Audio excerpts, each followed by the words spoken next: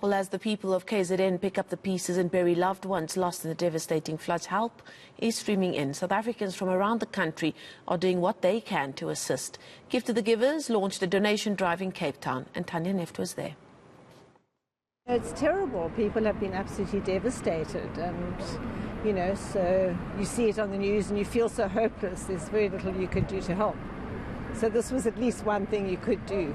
Well, it's been a dire situation. We've been following the media, we've been reading up about it, and we really feel for the community out there. So our small contribution, we're hoping, can make a big difference in that side of the region.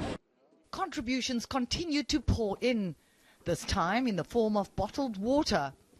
The appeal comes as the need for clean water intensifies in affected areas in KwaZulu-Natal. Currently, the biggest disaster is clean drinking water. We have hospitals, dialysis centers, clinics, schools, communities calling us. We've been 5 to 8 days without water. Please come to our assistance. That's the biggest need at the moment.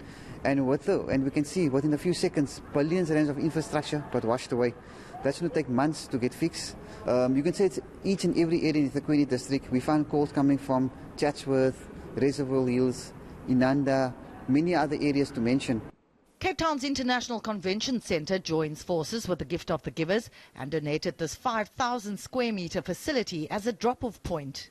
We know as Cape Townians and Western Cape citizens the whole thing about not having clean water to drink. I mean, day zero is not so far from our memories.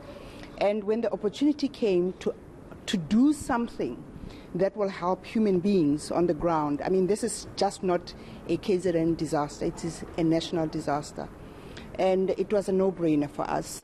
The donation drive will run over the next 10 days, and so far, on day one, the support has been overwhelming, with a national transportation company also coming on board at no cost too.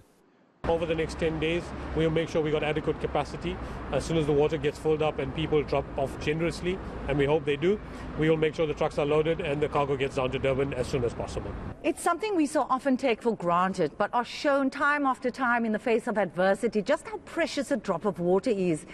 Now, thanks to the generosity of others, these bottles of water will make all the difference to those who need it now. TANYA, Cape Town.